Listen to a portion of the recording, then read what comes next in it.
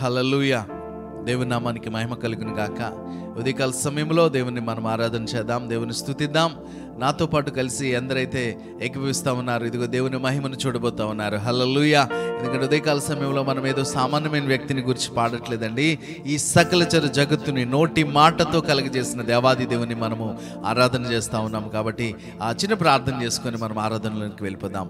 మహాపరిశుద్ధుడును ప్రేమ కలిగిన తండ్రి, నీకు వందనాలయ్యా. అయ్యా, ఉదయకాల సమయంలో ఎందరైతే నాతో పాటు కలిసి ఏకీభవిస్తూ ఉన్నారు, మేమందరం కలిసి దేవా సృష్టికర్త అయిన దేవుని మేము ఆరాధన చేస్తూ ఉన్నాం, గణపరుస్తూ ఉన్నాం. మాతో పాటు కలిసి ప్రభా ఆరాధన చేస్తున్న ప్రతి బిడ్డ జీవితంలో నూతన కార్యములు యేసు నామములో కలుగును గాక, జరుగును గాకని మాట్లాడుతా ఉన్నా. ప్రభా మీ బలము చేత నింపండి, మీ కృపతో నింపండి, మీ కార్యముల చేత వారిని తృప్తిపరచమని అడుగుతూ నజరేయుడైన యేసు నామం పేట ప్రార్థించి నమ్మి వేడుకొంచున్నాము తండ్రి. ఆమేన్, ఆమేన్. హల్లెలూయా. నీవు చేసిన మేళ్లకు ఏమి ఇవ్వగలను ప్రభా అని పాట పాడుచూ దేవుని నామాన్ని కనపరుద్దాం. హల్లెలూయా.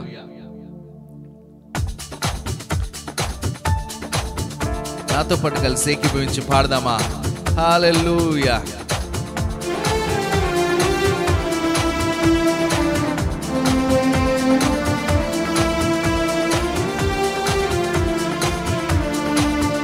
నీవు చేసిన మేళ్లకు, నీవు చూపిన కృపలకు, చెప్దామా? నీవు చేసిన మేళ్లకు, నీవు చూపిన కృపలకు వందనం యేసయ్యా, వందనం యేసయ్యా, వందనం యేసయ్యా, వందనం యేసయ్యా,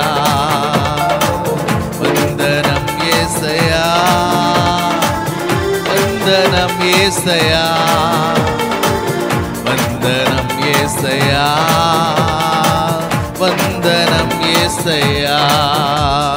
చేసిన మేళ్లకు, చూపిన కృపలకు, నీవు చేసిన మేళ్లకు, నీవు చూపిన కృపలకు వందనం యేసయ్యా, వందనం యేసయ్యా, వందనం యేసయ్యా, వందనం యేసయ్యా, వందనం యేసయ్యా, వందనం యేసయ్యా, వందనం యేసయ్యా, వందనం యేసయ్యా. బలహీనుడైన నన్ను నీవెంతగానో బలపరిచావు, క్రీస్తు మహిమైశ్వర్యములో ప్రతి అవసరమును తీర్చావు. బలహీనుడైన నన్ను నీవెంతగానో బలపరిచావు, క్రీస్తు మహిమైశ్వర్యములో ప్రతి అవసరమును తీర్చావు. అందుకే వందనం యేసయ్యా, వందనం యేసయ్యా, వందనం యేసయ్యా, వందనం యేసయ్యా, యేసయ్యా, వందనం యేసయ్యా, వందనం యేసయ్యా, వందనం యేసయ్యా, వందనం యేసయ్యా.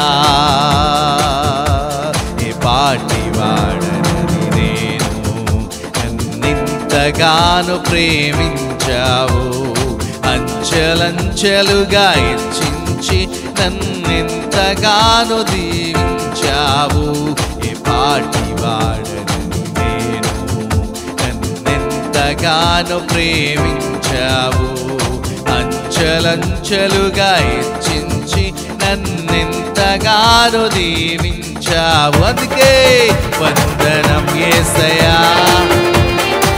వందనం యేసయ్యా, వందనం యేసయ్యా, వందనం యేసయ్యా, వందనం యేసయ్యా, వందనం యేసయ్యా, వందనం యేసయ్యా, వందనం యేసయ్యా, ఓ వందనం యేసయ్యా,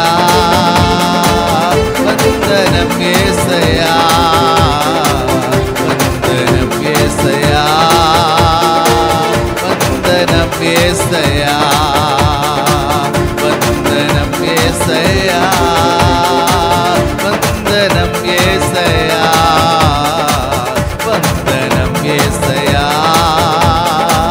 వందనం యేసయ్యా వందనం యేసయ్యా వందనం యేసయ్యా వందనం యేసయ్యా వందనం యేసయ్యా వందనం యేసయ్యా. బిగ్గరగా చప్పలు కొడుతూ దేవుని నామాన్ని కనపరుద్దామా. హల్లెలూయా హల్లెలూయా హల్లెలూయా. దేవుని నామానికి మహిమ ఘనత ప్రభావములు కలుగును గాక. హల్లెలూయా.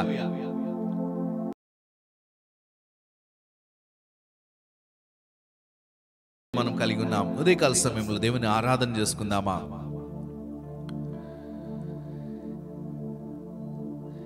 తల్లి తన బిడ్డలను మరచినా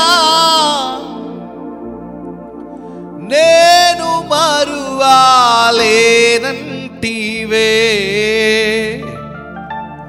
తల్లి తన బిడ్డలను మరచినా నేను మరువాలేనంటివే.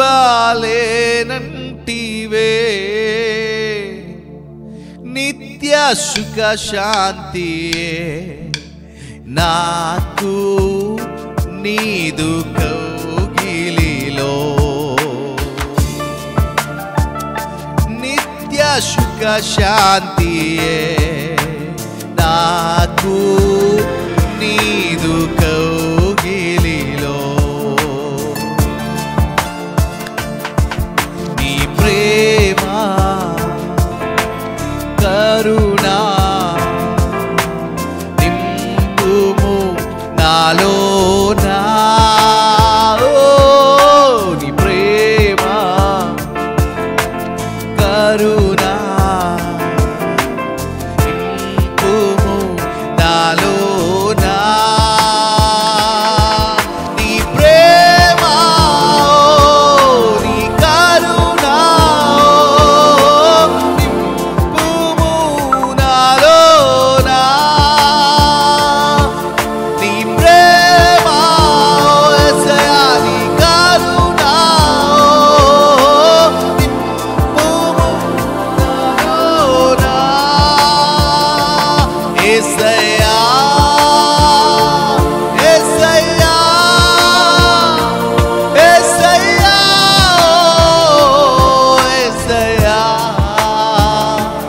యేసయ్యా యేసయ్యా యేసయ్యా యేసయ్యా నా యేసయ్యా నా రక్షకుడా. నిన్నే నిన్నే నే కొలుతునయ్యా. నీవే నీవే నా రాజువయ్యా. నిన్నే నిన్నే నే కొలుతునయ్యా. నీవే నీవే నా రాజువయ్యా. యేసయ్యా యేసయ్యా యేసయ్యా. బంధువులే నన్ను అవమానించగా స్నేహితులే నన్ను తూలనాడగా నన్ను గమనించినావు. నన్ను బలపరచినావు యేసయ్యా. నన్ను గమనించినావు. నన్ను బలపరచినావు యేసయ్యా యేసయ్యా యేసయ్యా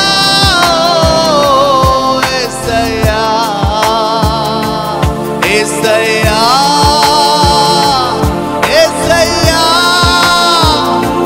యేసయ్యా యేసయ్యా యేసయ్యా యేసయ్యా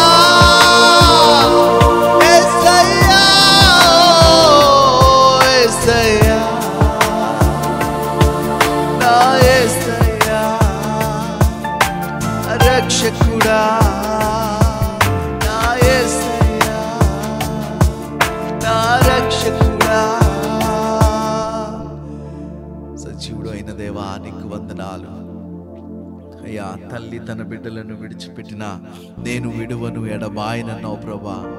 అయ్యా, ఎంత ప్రేమ చేత మమ్మల్ని నింపుతా ఉన్నావయ్యా. నీ కృప చేత మమ్మల్ని బలపరచువాడా, నీకే మహిమ ఘనత ప్రభావములు అర్పించుకుంటూ నజరేయుడైన యేసుక్రీస్తు నామమున పేరిట ఈ ఆరాధన సమర్పించి వేడుకొంచున్నాము తండ్రి. ఆమేన్, ఆమేన్, ఆమేన్, ఆమేన్. హల్లెలూయా. శ్రేష్టమైన సమయంలోనికి మనం వచ్చినామండి. ఈ ఉదయకాల సమయంలో దేవుని వాక్యాన్ని మనం త్వరగా చదువుకుందాం. మీకు మీ చేతుల్లో బైబిల్ ఉన్నట్లయితే ఒక్కసారి ఈ బైబిల్ గ్రంథం నుంచి 30వ సామెతల గ్రంథము 30వ అధ్యాయము 24 నుంచి నేను ఒక 4 విషయాలు ఈరోజు మాట్లాడుకుందాం. మనము చాలా ఇంపార్టెంట్ థింగ్స్, చాలా ఇంపార్టెంట్ అంటే చాలా ఇంపార్టెంట్. ఈ మాటని మీరు జ్ఞాపకం చేసుకొని మీ మనసులో జ్ఞాపకం చేసుకొని ఉంచుకోనండి. ఎందుకంటే ఇవి లేక చాలాసార్లు మనం కృంగిపోతూ ఉంటాం. కానీ చాలా క్లియర్గా దేవుని వాక్యం సెలవిస్తూ ఉందేమని 24 నుంచి చదువుతానండి. భూమి మీద చిన్నవి 4 కలవు, అయినను అవి మిక్కిలి జ్ఞానము గలవి. చీమలు బలము లేని జీవులు, అయినను అవి వేసవిలో తమ ఆహారమును సిద్ధపరచుకొనును. మొట్టమొదటి జీవి పేరు, అవి చాలా భూమి మీద చాలా మిక్కిలి జ్ఞానం కలిగినవంట. మొట్టమొదటిది ఏంటంటే చీమలు. ఓకే, ఇది గుర్తుపెట్టుకోండి. ఒకటి చీమలు. దీని గురించి వాక్యం ఏం సెలవిస్తుందంటే ఇవి చాలా జ్ఞానవంతమైనట 4 జీవులంట. అందులో మొట్టమొదటి జీవి పేరు చీమ. ఆ తర్వాత చిన్న కుందేలు, బలము లేని జీవులు, అయినను అవి పేటు సందులలో నివాసమును కల్పించుకొనును. ఇంకొకటి ఏంటంటే చిన్న కుందేలు. ఓకే అండి. తర్వాత మిడతలకు రాజు లేడు, అయినను అవన్నీ పంక్తులుగా తీసి పారిపోవును. 27వ వచనంలో ఉంది. ఓకే. తర్వాత జీవి పేరు ఏంటండి? మిడత. చిన్న మిడతలు కూడా చాలా చిన్నవి. ఓకే. తర్వాత ఇంకొకటి ఏంటంటే బలిని చేతితో నువ్వు పట్టుకొనగలవు, అయినను రాజుల గృహములను అది ఉండును. మొత్తం ఏంటండి 4 చాలా క్లియర్గా రాయబడింది. 24 నుంచి 27 మధ్యలో ఈ 4 జీవుల గురించి రాయబడింది. ఈ 4 జీవులు మీరు అనుకున్నట్టుగా ప్రకటన గ్రంథంలో 4 జీవులు కాదండి. ఓకే, ప్రకటన గ్రంథంకి వెళ్ళిపోవద్దు. 4 జీవులు అనగానే ఇవి భూమి మీద జ్ఞానము కలిగిన జీవులంట. ఈ సామెతకారుడు సొలొమోను రాస్తూ ఎంత జ్ఞానము కలిగి వీటి గురించి గమనిస్తూ ఉన్నాడు. చూడండి, ఈ జ్ఞానము ఇప్పుడు నీకు కూడా నాకు కూడా కలిగితే మనం చాలా గొప్పగా దీవించబడతాం. మొట్టమొదటి జీవి పేరు ఏంటంటే చీమ. ఆ తర్వాత జీవి పేరు ఏంటంటే కుందేలు. ఆ తర్వాత జీవి పేరు ఏంటండి? చాలా క్లియర్గా ఉంది. చీమ, కుందేలు, మిడతలు, ఆ తర్వాత బల్లి. ఇవి ఎవరైనా సరే వీటిని చూడగానే ఏంట్రా బాబు అనిపిస్తుంది, చాలా లైట్ అనిపిస్తుంది మనకి. కానీ వీటి గురించి బైబిల్లో రాయబడి ఉందంటే ఒకసారి గమనించుకోండి. ఇవెంత విలువైన కాకపోతే దేవుని యొక్క పరిశుద్ధ గ్రంథంలో రాయబడతాయి. ఫస్ట్ చీమ గురించి ఇందాక ఆల్రెడీ ఆ దినాన్ని మనం మాట్లాడుకున్నామండి. ఆ చీమలు బలము లేని జీవులు, చిన్నవే కానీ అవి వేసవి కాలమందు ఆహారంని సిద్ధపరచుకుంటాయంట. గమనించాలి, అవి ఆహారం కొరకు ఎంత దూరాలన్న నేను చాలాసార్లు గమనించాను. మా ఇంట్లో ఆ చీమలు ఎట్నుంచి రావడానికి అసలు ఆస్కారం ఉండదు. అలాంటి టైంలో ఏదైనా స్వీట్ కానీ లేకపోతే ఏదైనా ఆ బొద్దింక కానీ చనిపోయినట్టుగా వాటికి తెలిసిందనుకోండి. నేను చాలాసార్లు మా ఇంటిలో గమనించాను. బొద్దింకలు రాత్రిలో ఎప్పుడన్నా చంపేసి పడేసినట్టు పక్కన పడేస్తాం కదా. ఆ బొద్దింకను ఉదయానికల్లా ఏం చేస్తాయో తెలిసిన ఒక లైన్ కట్టుకొని లాక్కెళ్ళిపోతూ ఉంటాయి. చిన్న చిన్న చీమలు ఎక్కడి నుంచి వస్తాయో తెలియదు. వాటికి ఎవరు ఆ న్యూస్ ఇన్ఫర్మేషన్ ఎవరు ఇచ్చారో తెలియదు. అందుకనే వాటిని జ్ఞానవంతులు అని చెప్తా ఉన్నాడు ఇక్కడ సామెతకారుడు. గమనించాలి, ఈ జ్ఞానము కలిగిన చీమ ఏం చేస్తుందంట? వేసవి కాలంలో ఆహారాన్ని కూర్చుకుంటుంది. వర్షాకాలంలో అవి బయటికి వెళ్తే నీళ్లతో కొట్టువేయబడతాయి, చచ్చిపోతాయి. వాటికి వేరే అవకాశం ఉండదు. కాబట్టి వాటిని గమనించుకొని ఏం చేస్తాయి తెలిసిన, ఎప్పుడు అవకాశం ఉంటే వెంటనే వెళ్ళి ఆహారాన్ని సిద్ధపరచుకుంటూ ఉంటాయి. ఆహారాన్ని సిద్ధపరచుకోవడమే కాకుండా అవి దాచుకొని అవి వర్షాకాలంలో బయటికి రాలేని పరిస్థితుల్లో కూర్చొని తినేటట్లుగా గమనించాలి. ఎందుకు దీని గురించి మాట్లాడుతూ ఉన్నాడంటే ఈ అంత్య దినాలలో, ఈ చివరి దినాల్లో కూడా వాక్యము కొదువైపోతూ ఉంది. ఈ యొక్క వాక్యాన్ని గురించిన ఆలోచన ఎవ్వరికి ఉండట్లేదండి. ఎవరు కూడా దీని గురించి పట్టించుకోవట్లే. బైబిల్ ఉంటుంది, ఏమి అటక మీద ఉంటుంది, ఆదివారం వచ్చినప్పుడు తీసుకొస్తాం. లేకపోతే ఫోన్లో ఉందండి బైబిలు. ఇంకా ఎవడు మోస్తాడు?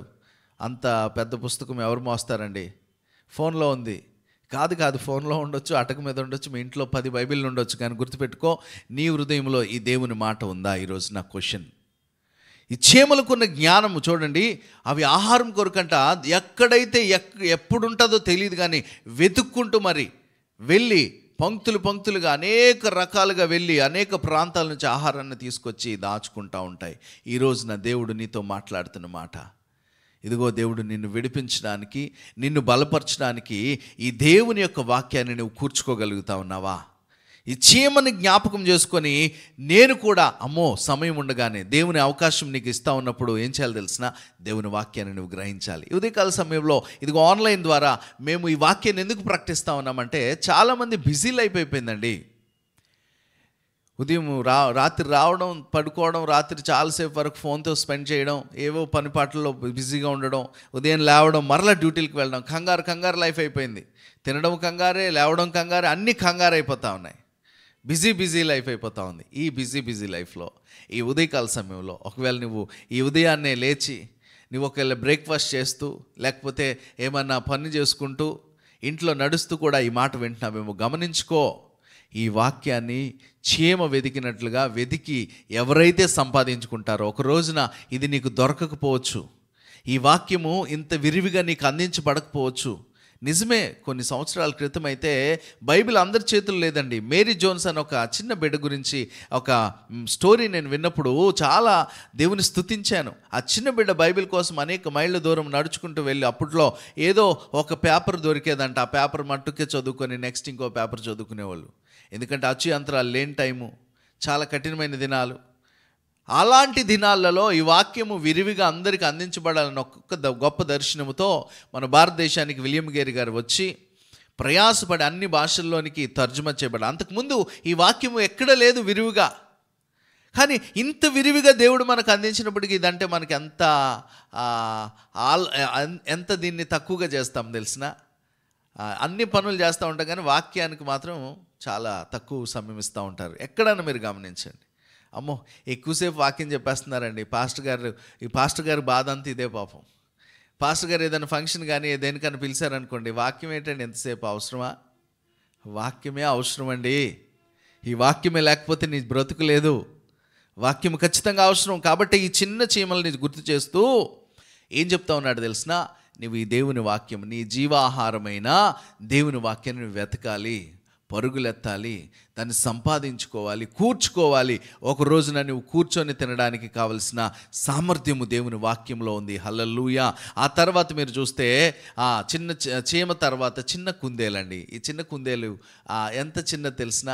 ఆ చిన్న కుందేలు ఏదైనా దాని మీద అటాక్ చేయాలని చూస్తుంది. పైనుంచి గెద్ద వెంటాడుతూ ఉంటుంది, కింద నుంచి అనేక రకాల పాములు, అనేక రకాల మొసళ్ళు ఎన్నో దాని మీద దాడి చేయొచ్చు. పులులు దాడి చేయొచ్చు, నక్కలు దాడి చేయొచ్చు, ఏవైనా ఈ కుందేలు మీద దాడి చేయొచ్చు. ఎందుకంటే చాలా స్వల్పమైన జీవి. ఒక చిన్న దెబ్బ తగిలితే వెంటనే కింద పడిపోయే అంటే పరిస్థితి కలిగిన జీవి ఈ చిన్న కుందేలు. అయినా అది పేటు సందుల్లో దాక్కుంటుందంట. పేటు సందులు అంటే రాళ్ల సందుల్లో, బండ సందులలో తన నివాసాన్ని ఏర్పాటు చేసుకుంటుంది. ప్రియమైన దేవుని బిడ్డ, దానికి అర్థం ఏమిటంటే ఈ బండ సందుల్లో నివాసం ఉంచుకోవడం గల కారణం ఏంటి తెలిసిన? ఏవి కూడా ఆ సందుల్లోకి వచ్చి వాటిని అటాక్ చేయకుండా ఉండడం కోసము, వాటిని దాడి చేయకుండా ఉండడం కోసము అవి బండ సందుల్లో వాటి యొక్క స్థావరాలను ఏర్పాటు చేసుకుంటూ ఉంటాయి. ఈ రోజున నీ స్థావరము, నీ నివాసము ఎక్కడుంది? నీ ఇంటిలో ఏమి ఉంది? నిజముగా నీ యొక్క నివాసము, నీ ఇంటి ఆ పరిస్థితి ఏమవ్వాలి తెలిసిన? బండ సందుల్లో నువ్వు దాచబడిన వ్యక్తిలా నువ్వు మార్చబడాలి. ఎందుకు తెలిసిన? బండ దేనికి సాదృశ్యం అని తెలిసినండి? యేసుక్రీస్తు ప్రభుల వారికి బండకు సాదృశ్యం. హల్లెలూయా. ఎందుకంటే బండ మీద నేను సంఘాన్ని కడతా అన్నాడు, క్రీస్తు అనే బండ అన్నాడు. ఇదిగో ఐగుప్తు నుంచి ఇజ్రాయేల్ ప్రజలు వస్తున్నప్పుడు దాహము నరుస్తూ ఉన్నప్పుడు వారితో పాటుగా బండ వారికి దాహాన్ని తీర్చింది. అదే యేసుక్రీస్తు ప్రభువులో నువ్వు దాచబడగలవా? నీ కుటుంబాన్ని నువ్వు దాచగలవా? క్రీస్తు అనే బండలోనికి నువ్వు చొరబడితే, క్రీస్తు అనే బండలోనికి నువ్వు దాచబడితే నువ్వు ఏ విధమైన శోధనలోనికి నువ్వు రావు. అందుకనే ఇక్కడ క్లియర్గా ఈ చిన్న కుందేలు గురించి ఎంత అద్భుతంగా మాట్లాడుతూ ఉన్నాడు. ఈ కుందేలుకున్న సామర్థ్యం ఏంటి తెలిసినా?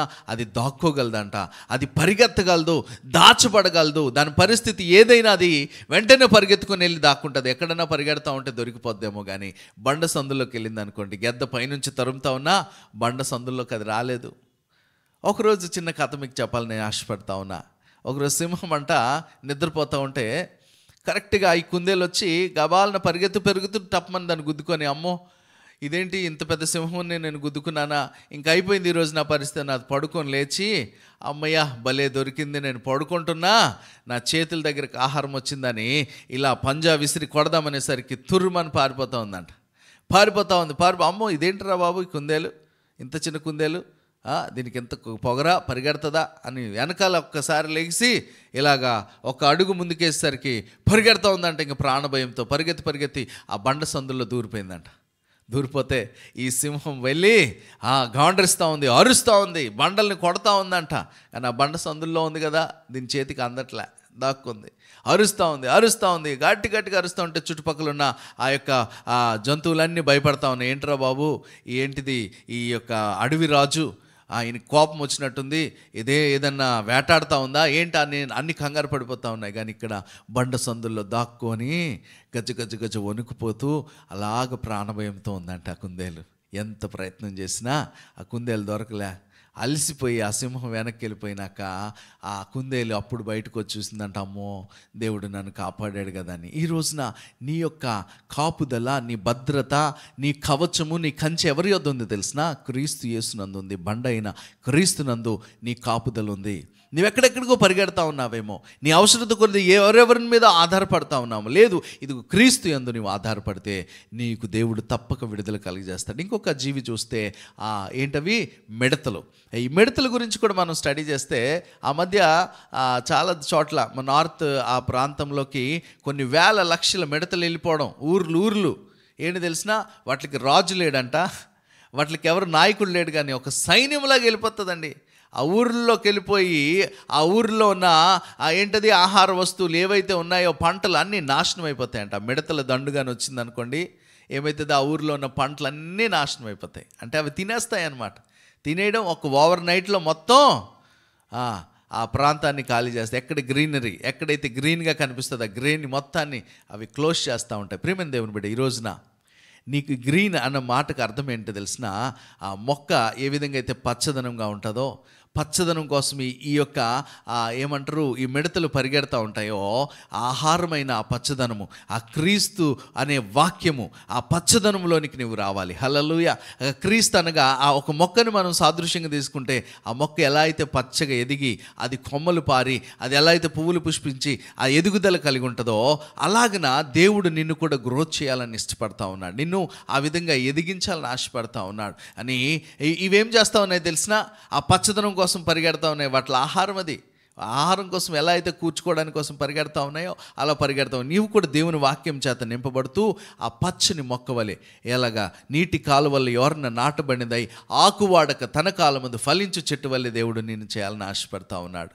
ప్రియమైన దేవుని బిడ్డ, మిడతలు ఎలాగైతే రాజు లేడు కానీ ఒక క్రమం లేకపోయినా ఒక క్రమముగా వెళ్ళి అవన్నిటికీ ఆహారం ఎలా అయితే సంపాదించుకుంటున్నా, ఈ రోజున ఇదిగో దేవుని సన్నిధిలో మిడతల లాంటి జ్ఞానం నీకుందా?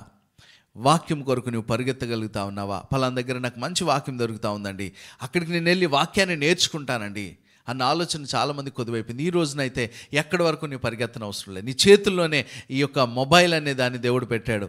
ఆన్లైన్ గూగుల్ ద్వారా ఎక్కడెక్కడో ఉన్న గొప్ప దైవజనుల యొక్క వర్తమానాలని వినొచ్చు, ఆహారాన్ని నువ్వు సంపాదించుకోవచ్చు.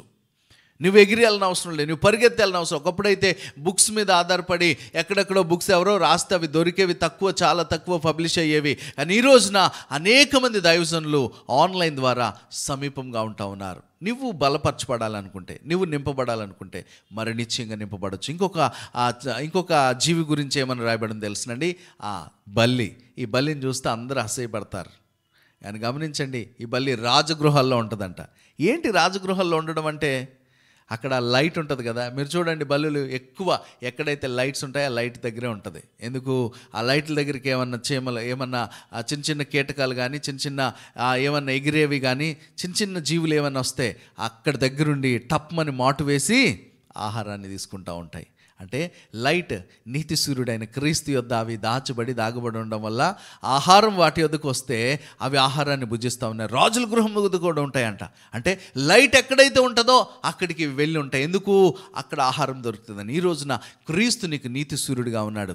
ఆయన నిన్ను ఈ భూమి మీదకి ఎందుకు పంపిస్తూ ఉంటే తెలిసిన ఒక వెలుగుగా ఉండడం కోసం దేవుడిని నేను పంపిస్తూ ఉన్నాడు. కాబట్టి ప్రియమైన దేవుని బిడ్డ, ఈ 4 విషయాలు జ్ఞాపకం చేసుకోగలవా? ప్రార్థన చేయగలవా? యేసయ్యా నాకు చీమ లాంటి బుద్ధిని దయచేయండి. శ్రమిస్తూ సంపాదిస్తూ నాయన వాక్యాన్ని దాచుకునే స్వభావం నాకు దయచేయండి. ఇంకోటి మిడతల లాంటి స్వభావం నాకు దయచేయండి. కుందేలు లాంటి స్వభావం నాకు దయచేయండి ప్రభా. అయ్యా అంతేకాకుండా బల్లి లాంటి స్వభావం. బల్లి ఎలాగైతే ఆ వెలుగు ఎక్కడైతే ఉంటుందో, ఎక్కడైతే లైట్ ఉంటుందో ఆ లైట్ దగ్గర ఎలాగైతే అది నివాసం చేసుకుంటుందో, క్రీస్తు యొద్ద మేము అందరం నివాసం చేసుకోవాలి ప్రభా. అటు కృపను మాకు అనుగ్రహించమని అడుగుతా ఉన్నామని ప్రార్థన చేద్దామా? ప్రియమైన దేవుని బిడ్డ నాతో పాటు కలిసి ఏకీభవిస్తే ప్రార్థనలో మన ముందుకు కొనసాగుదాం. హల్లెలూయా, హల్లెలూయా. ప్రభా నీకు వందనాలు అయ్యా. మంచి విషయాలు, ఈ 4 విషయాలు మాకు బోధించినందుకు వందనాలు ప్రభా.